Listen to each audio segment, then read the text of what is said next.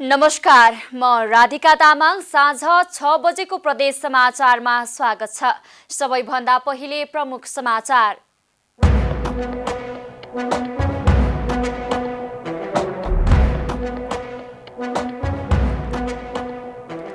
बागमती सरकारले कुनै नयाँ योजना र कार्यक्रम ल्याउन नसकेको प्रदेश सांसद रमेश पौडेलको आरोप। विगतका तुलनामा राम्रो कार्यक्रम भएको सत्तापक्षको दावी। बन्चरे डाँडामा फोहोर फाल्न नदिएका स्थानीय र प्रहरी बीच झडप। 200 बढी प्रहरी परिचालन। सडक विभागद्वारा वर्षाको समयमा सडक खन्न रोक लगाउने सार्वजनिक सूचना जारी। आगामी 3 महिना सडक खन्न स्वीकृत नदिने निर्णय।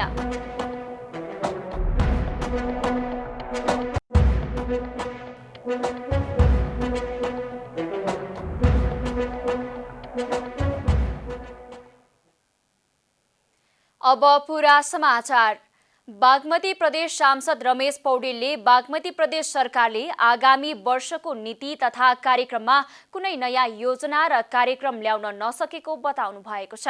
प्रदेश सांसद पौडेलले प्रदेश सरकारले आर्थिक वर्ष 2079-80 को नीति तथा कार्यक्रममा प्रदेशमा हुन सक्ने सम्भावित विपदजन्य जोखिम न्यूनीकरणका लागि कुनै नयाँ कार्यक्रम र योजना नल्याएको भन्दै पूर्व तयारीका हिसाबमा सरकारले नसोचेको आरोप लगाउनुभयो। सांसद पौडेलले गत वर्ष सिन्धुपाल्चोकको घटनालाई हेरेर विपदजन्य कुराहरूमा चासो र चिन्ता राख्दै सम्भावित घटना हुन नदिने कार्यक्रम नीति तथा कार्यक्रममा नहेरेकोले मेलम्ची लगायत जोखिम स्थानका बासिन्दाहरू यसबाट त्रसित रहेको बताउनुभयो। पहाडी भूभागहरूमा चाहिँ बाढी पहिरोको प्रकोप को घटनाहरू घट्यो।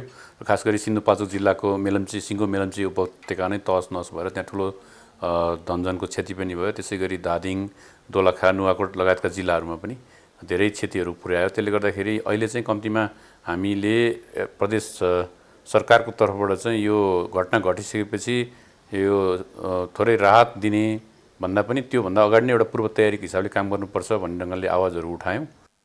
यता नेकपा एकीकृत समाजवादीको तर्फबाट बागमती प्रदेशकी उद्योग, पर्यटन तथा वातावरण समितिकी सभापति रमा आले मगरले भने आगामी वर्षको लागि बागमती प्रदेशले ल्याएको नीति तथा कार्यक्रम विगतका सरकारहरूको तुलनामा राम्रो भएको दावी गर्नुभयो। भर्खरै मात्रै आफ्नो नीति तथा कार्यक्रम चाहिँ पास गरेर अगाडि बढिसकेको छ। यो नीति तथा कार्यक्रम र अगाडिको वर्षहरूको तुलनामा अहिले गठबन्धनको सरकारले लिएर आएको नीति तथा कार्यक्रम चाहिँ म चाहिँ अगाडिको सरकारको तुलनामा चाहिँ चुस्त दुरुस्त देख्छु। बागमती प्रदेश सरकारले गत जेठ 16 गते आर्थिक वर्ष 2079-80 को नीति तथा कार्यक्रम सदनमा प्रस्तुत गरेको थियो। नीति तथा कार्यक्रममा एक विद्यालय, एक नर्स, छोरी बुहारीलाई छात्रवृत्ति, प्रदेश स्तरीय खेलकुद प्रतियोगिता, रङ्गशाला निर्माण योजना अघि बढाउने लगायतका कार्यक्रम अघि सारेको छ। प्रदेश एक सरकारले कृषि क्षेत्रलाई उच्च प्राथमिकता दिँदै सरकारको नीति तथा कार्यक्रम प्रदेश सभामा प्रस्तुत गरेको छ। सरकारका तर्फबाट प्रदेश प्रमुख परशुराम खापुङले बुधबार प्रदेश सभामा नीति तथा कार्यक्रम प्रस्तुत गर्नुभएको हो। नीति तथा कार्यक्रममा सरकारले कृषि क्षेत्रको विकासको लागि प्रादेशिक कृषि विकास रणनीति तय गर्ने उल्लेख गरेको छ। प्रदेश सरकारले उद्योग तथा वाणिज्य क्षेत्रसँग सम्बन्धित सेवालाई अनलाइन मार्फत गर्ने घोषणा पनि गरेको छ। घरेलु उद्योग संरक्षण र विकासका लागि एक गाउँ एक उद्यमी कार्यक्रम थालनी गर्ने, उदयपुर सिमेन्ट कारखानाको क्षमता विस्तार गरी सिमेन्ट निर्यातका लागि सम्भाव्यता अध्ययन गरिने र घरेलु मदिरा ब्रान्डिङ गर्ने पनि नीति तथा कार्यक्रममा उल्लेख गरिएको छ।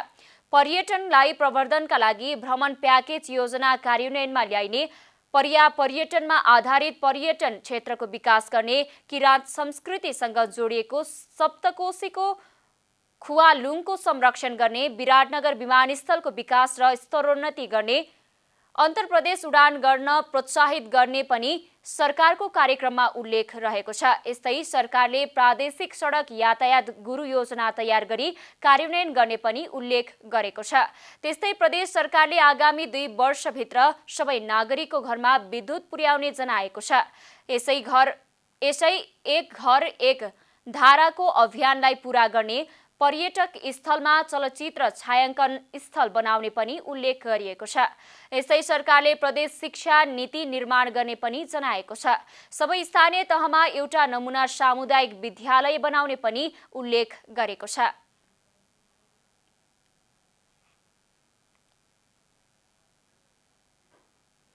बन्चरे डाँडामा स्थानीय र प्रहरी बीच झडप भएको छ। बुधबार काठमाडौँबाट फोहोर फाल्न बन्चरे डाँडामा लग्न 200 बढी प्रहरी परिचालन भएका छन्। स्थानीयले फोहोर फाल्न लग्न नदिएपछि प्रहरीले बल प्रयोग गरेको छ। अहिले अवस्था तनावपूर्ण भएको काठमाडौँ उपत्यका प्रहरी कार्यालयका प्रहरी उपरीक्षक सन्तोष सिंह राठौले जानकारी दिएका छन्। उनका अनुसार स्थानीयले प्रहरीमाथि ढुङ्गा मुढा समेत गरेका छन्। स्थानीयले ढुङ्गा मुढा प्रहार गरेसँगै प्रहरीले पनि बल प्रयोग गरेको उनले बताएका छन्। प्रहरीले 2 सेल अश्रु ग्यास प्रहार गरेको उनले बताएका छन्। काठमाडौँबाट 200 बढी प्रहरी बन्चरे डाँडामा परिचालन भएका छन्। 37 जनाको सशस्त्र प्रहरीको टोली पनि खटिएको छ। स्थानीयहरू बाटोमा ढुङ्गा मुढा तेर्स्याएर डाँडामाथि उक्लिएका छन्। काठमाडौँ महानगर शहरी मन्त्रालय र काठमाडौँ, धादिङ र नुवाकोटका जनप्रतिनिधिहरूबीच सहमति भएपछि फोहोर उठाउन थाले पनि विसर्जन गर्ने स्थानमा स्थानीय बासिन्दाले अवरोध गर्दै आएका छन्।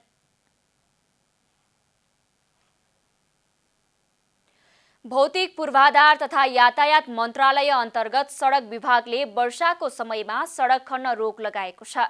सडक विभागले बुधबार सार्वजनिक सूचना निकालेर आगामी 3 महिना सडक खन्न स्वीकृत नदिने बताएको हो। वर्षायाममा धारा, ढल, बिजुली, टेलिफोन लगायत विभिन्न प्रयोजनका लागि सडक खन्दा तत्काल मर्मत सम्भार गर्न नसकिने भएकोले भदौ मसान्तसम्म सडक खन्न रोक लगाएको हो।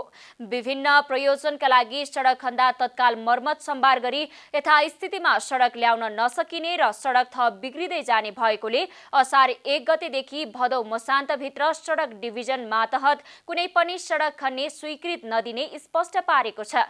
यसैले कसैले जबरजस्ती सडक खनेको पाइए सडक ऐन 2031 अनुसार कारबाही गरिने जानकारी पनि विभागले गराएको छ। जनता समाचारमा छोटो विश्राम।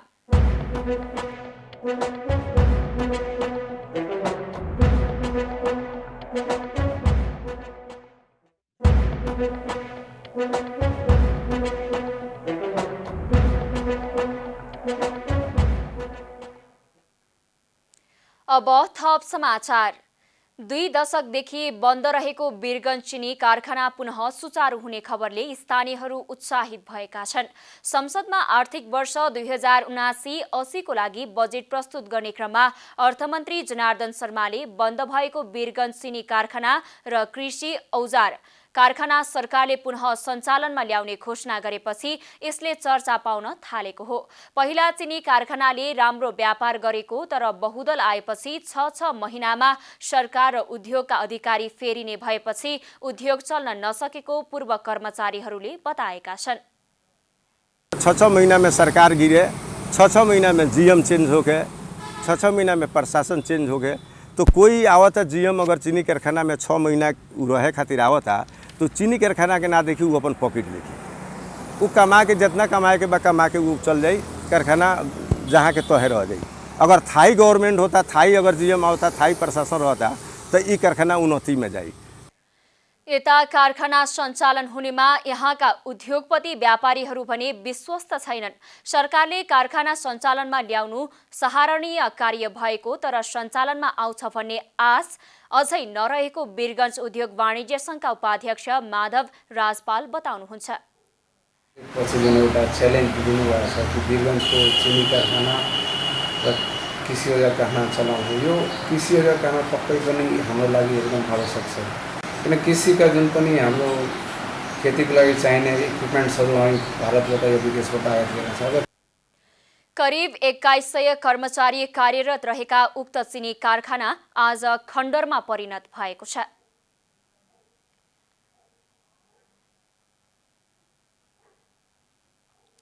कालीकोटको तिला कर्णाली बहुमुखी क्याम्पसको सार्वजनिक जग्गामा पोखरी बनाइएको छ।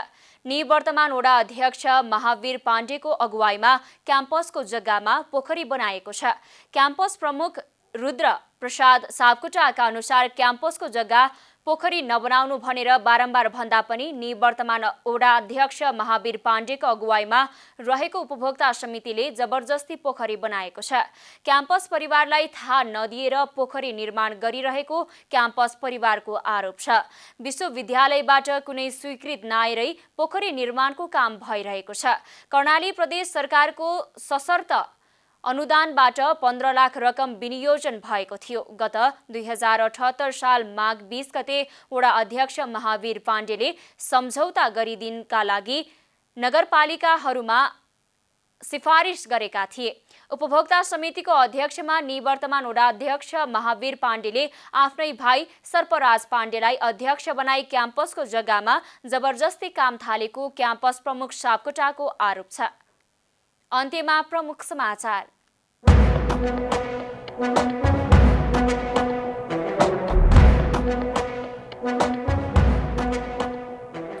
बागमती सरकारले कुनै नयाँ योजना कार्यक्रम ल्याउन नसकेको प्रदेश सांसद रमेश पौडेलको आरोप।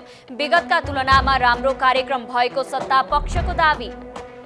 बन्चरे डाँडामा फोहोर फाल्न नदिएका स्थानीय र प्रहरी बीच झडप।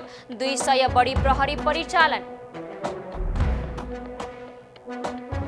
सडक विभागद्वारा वर्षाको समयमा सडक खन्न रोक लगाउने सार्वजनिक सूचना जारी। आगामी 3 महिना सडक खन्न स्वीकृत नदिने निर्णय।